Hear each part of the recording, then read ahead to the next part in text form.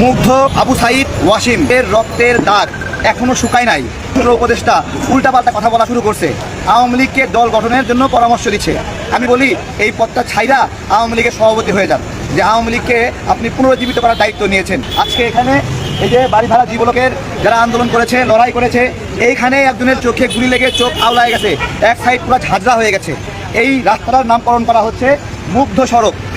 আমি নিজেও এই পানি বিতরণ করতে যাই মরতে পারতাম এবং আমার পিঠেও গুলি লেগেছে। 30,000 ইন্ডিয়ান এজেন্ট যদি বাংলাদেশে অবস্থান করে, তাহলে চিন্তা করেন তারা একটা অ্যাসাইনমেন্ট নিয়ে আছে বাংলাদেশের ক্ষতি করার জন্য।